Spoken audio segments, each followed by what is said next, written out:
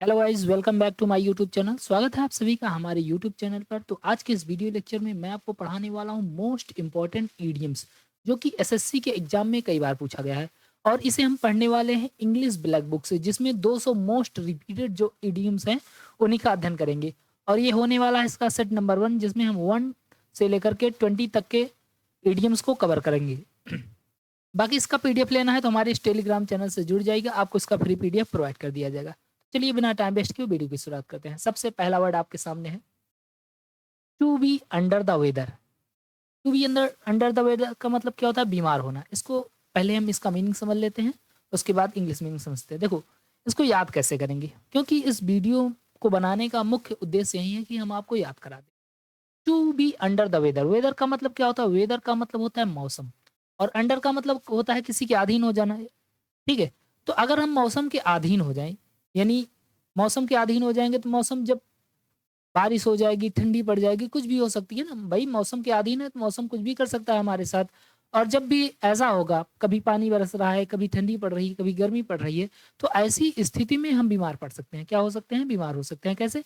तो याद करेंगे कि जब भी हम वेदर के अंडर में आ जाएँगे, यानी मौसम के अधीन आ जाएँगे, तो हम क्या हो जाएँगे? बीमार हो जाएँगे। जैसे मौसम बदलता है, जुकाम, खाँसी, सर्दी होती है ना, जैसे मुझे हो गई है।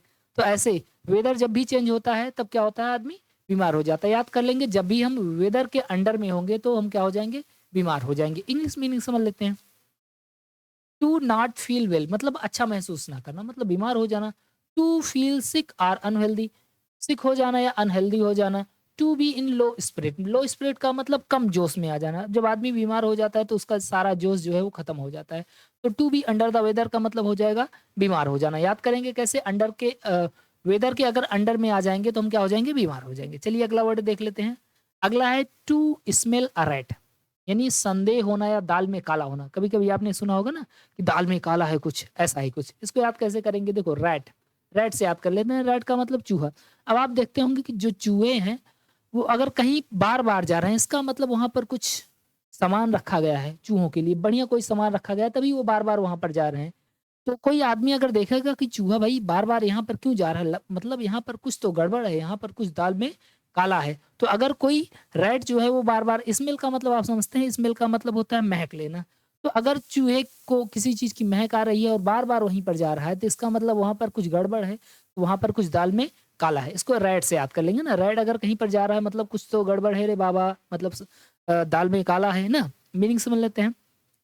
Suspect a trick or deceit, मतलब सस्पेक्ट हो जाना। ट्रिक का मतलब होता है चालबाजी, धोखेबाजी। और डिसीट का मतलब पता लग जाना कि यहाँ पर कुछ चालबाजी या धोखेबाजी होने वाली है। डिटेक्टेड समथिंग रॉन्ग, मतलब डिटेक्ट कर लेना कि कुछ तो गड़बड़ है।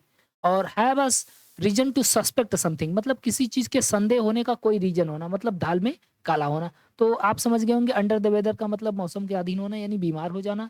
टू स्मेल अ रैट मतलब चूहा सूंघ रहा है, इसका मतलब दाल में कुछ तो काला है। चलिए अगला वर्ड देख लेते हैं। तीसरा है वंस इन ब्लू मून, इसका मतलब क्या होता है? कभी-कभार। अब इसको याद कैसे करेंगे? वंस का मतलब क्या होता है? वंस का मतलब होता है एक बार। और ब्लू मून का मतलब क्या होता है? ब्लू मून का मतलब भई ब्लू मून यानी नीला चाँद। तो आपने देखा होगा कि जो चाँद है वो वैसे नॉर्मली रहता है।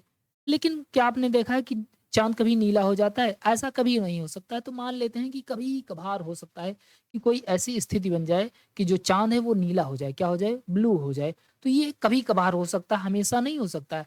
वैसे तो चाँद हमेशा नॉर्मली रहता है, लेकिन कभी-कभार क्या हो सकता है? जो चाँद है वो क्या हो सकता है? ब्लू हो सकता है, यानी नीला हो सकता है। तो ब्लू मून को याद कर लेंगे कि ब्लू मून कभी-कभार ही निकलता है। यानी रेयरली निकलता है या इनफ्रीक्वेंटली। रेयरली का मतलब कभी-कभार और इनफ्रीक्वेंटली का मतलब भी कभी-कभार। ओके, तो दोनों मीनिंग आपको समझने हैं, क्योंकि पेपर में कोई सा भी आ सकता है। चलिए अगला वर्ड देख लेते हैं। अगला वर्ड हमारे सामने है a hard nut to crack, यानी कठिन कार्य। तो देखो, इसको तो देखते ही पता चल रहा है कि ये बहुत आसान है। कैसे? अ हार्ड नट, नट का मतलब क्या होता है? नट का मतलब होता है सुपारी। ओके। और क्रैक का मतलब क्या होता है? क्रैक का मतलब होता है तोड़ना। मतलब कोई आपको सुपारी दे दिया जाए इतनी बड़ी सी और कहा जाए कि लो इसको तोड़ दो तुम अपनी मुट्ठी से, तो क्या उसे आप तोड़ सकते हैं? भई ये तो बहुत कठिन काम हो जाएगा ना। तो अगर एक नट को क्रैक करना है, नट को क्या करना है? क्रैक करना है, तो ये अपने आप में क्या बहुत ही हार्ड काम है, बहुत ही क्या है?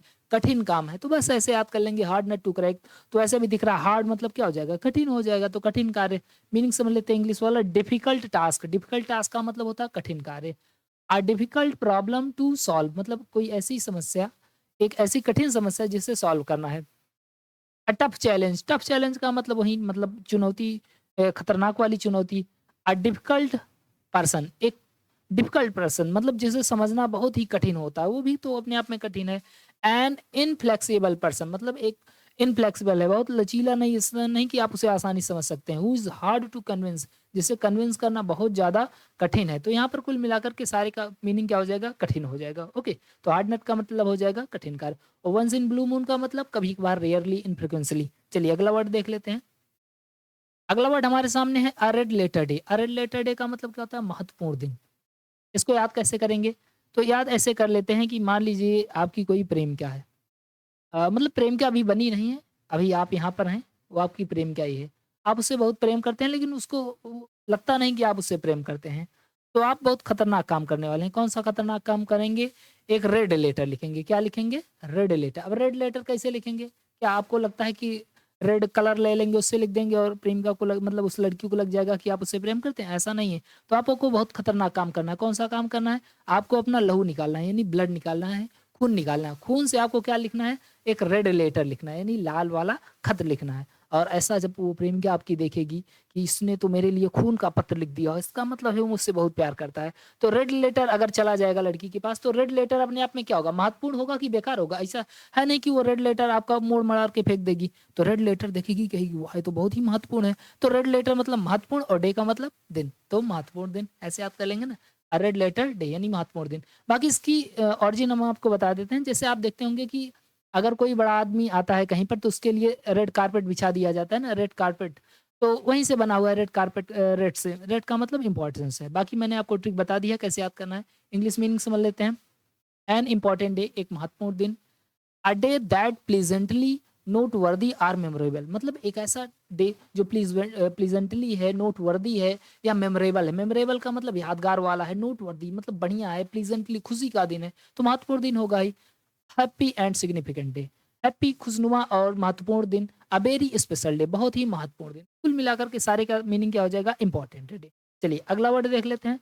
अगला वर्ड हमारे सामने है beat around the bush. Beat around the bush का मतलब क्या होता है, घुमा फिरा कर बात करना। मीनिंग समझते हैं। पहले इसका हम इसको कैसे याद करेंगे, देखो। Beat around the bush, bush का मतलब क्या होता है, वैसे बुश का मतलब होता है झाड़ी। अगर आपसे कोई सीधी सीधी बात करना चाहता है, तो आप क्या करेंगे, आप उसके ऊपर बुश फेंक देंगे। बुक्स बुश का मतलब आप उसके ऊपर झाड़ी फेंक दे रहे हैं कि ऐसा है, रुको अभी बता रहे हैं। तो उसकी बात को बार बार आप क्या कर रहे हैं, घुमा फिरा दे रहे हैं, बीट कर दे रहे हैं। उसकी बातों को क्या कर रहे हैं, बीट कर दे रहे हैं, उसके ऊपर बुश फेंक दे रहे हैं। बुश का मतलब झाड़ी फेंक दे रहे हैं। तो वो समझ जाएगा कि ये आदमी जो है हमारी बातों का उत्तर सीधा सीधा नहीं देना चाहता, ये घुमाना फिराना चाहता है। तो बीट अराउंड द बुश ऐसे याद कर लेंगे कि जब भी आप उससे बात करते हैं, तो आपकी बात को क्या करता है, बीट कर देता है, आपके ऊपर बुश फेंक देता है, रुको बता रहे हैं, थोड़ा सब्र करो, ऐसा कुछ। तो इसका मतलब घुमा फिरा कर बात करना, यानी वो सीधी बात नहीं करना चाहता है। अब इंग्लिश मीनिंग समझते हैं। अवॉइडिंग द मेन टॉपिक मतलब मेन टॉपिक से अवॉइड कर देना। अवॉइड का मतलब होता है अनदेखा करना। जैसे आपसे कोई पूछा कि ये बताओ ऐसा क्यों है, तो आप उसको घुमा फिरा के बता रहे हैं कि नहीं ये नहीं, मतलब सही से आंसर नहीं बता रहे हैं, घुमा फिरा के बता रहे हैं। Speaking in round about manner मतलब घुमा घुमा के बात करना, सीधी बात ना करना, घुमा घुमा के बात करना। तो आप समझ गए होंगे। अ रेड लेटर डे का मतलब इंपॉर्टेंट डे, और बीट अराउंड द बुश का मतलब होता है कि मेन टॉपिक को अवॉइड कर देना, बाकी फालतू की बात कर देना। अब जैसे कोई मान लीजिए एग्जाम में आया को ओम का नियम क्या होता है, तो ओम का नियम बताने से पहले आप बता देखिए, दुनिया जो है वो ओम शब्द से बनी हुई है, ये है वो, खूब दुनिया भर का बता दिए, और मेन बात आप बता ही नहीं, तो ये क्या हो जाएगा, beat around the bush. Okay, अगला वर्ड देख लेते हैं। अगला वर्ड हमारे सामने क्या है, अगला वर्ड हमारे सामने है बी लीप्स एंड बाउंड्स। इसका मतलब बहुत तेजी से, वेरी क्विकली, रैपिडली, स्विफ्टली। देखो, बाय लीप्स एंड बाउंड, इसको याद कैसे करेंगे। लीप, लीप का मतलब क्या होता है, लीप का मतलब होता है छलांग। क्या होता है, छलांग। आप जानते हैं लीप, लीप को लीप यानी छलांग। तो अगर कोई छलांग लगाएगा, कोई जानवर है अगर वो छलांग लगाता है, तो अब ऐसा तो है ना कि इतना धीरे धीरे छलांग लगाएगा। छलांग जो लगाएगा बहुत लंबी लंबी छलांग लगाता है ना, ऐसे ऐसे छलांग लगाता है। तो जब भी लीप आए तो लीप से आपको याद करना है बाई लीप से। यदि कोई लीप से चल रहा है, छलांग लगाकर चल रहा है, तो बहुत तेजी से चलेगा, बहुत धीरे से नहीं चलेगा। तो बाई लीप्स एंड बाउंड का मतलब हो जाएगा बहुत तेजी से। ओके, इंग्लिश मीनिंग आप देख ही रहे हैं, वेरी क्विकली यानी बहुत तेजी से, रैपिडली, रैपिडली का मतलब भी बहुत तेजी से, स्विफ्टली का मतलब भी बहुत तेजी से। तो इसमें से कोई सा भी मीनिंग आपसे पूछा जा सकता है, सबका मीनिंग क्या है, बहुत तेजी से। चलिए अगला वर्ड देख लेते हैं। अगला वर्ड हमारे सामने है face the music. Face the music का मतलब होता है किए का परिणाम भुगतना। अब इसको याद कैसे करेंगे? मान लीजिए आप किसी डिसेंट घर में गए हुए हैं, आपको गाना वाना वहाँ बजाना है, म्यूजिक बजाना है, और आप भाई वो लोग बहुत अच्छे हैं, वो अच्छा अच्छा गाना सुनते हैं, आप वहाँ पर पहुँच करके भोजपुरिया गाना लगा दिए एकदम खतरनाक वाला, तो मौसिया जिंदाबाद, मैयो जिंदाबाद, ये सब लगा दिए। आदमी फिर एकदम गुस्सा आ गया। अब गुस्सा आ गया तो फिर गड़बड़ हो जाएगा ना। तो जब आप सुबह पैसा मांगने जाएंगे तो कहेगा अच्छा म्यूजिक कैसा बजा रहे थे। अब जैसा म्यूजिक बजाया उसी के हिसाब से तुम्हें परिणाम मिलेगा, मतलब अब पैसा वैसा नहीं मिलने वाला है। तो अगर आपने म्यूजिक गड़बड़ बजा दिया तो आपको ही फेस करना पड़ेगा, आपको ही क्या करना पड़ेगा, उसका परिणाम भुगतना पड़ेगा। ठीक है, ऐसे याद कर लेंगे कि अगर आपने म्यूजिक गड़बड़ बजा दिया है तो आपको उसका क्या करना पड़ेगा, उसे फेस करना पड़ेगा, यानी उसका परिणाम भुगतना पड़ेगा।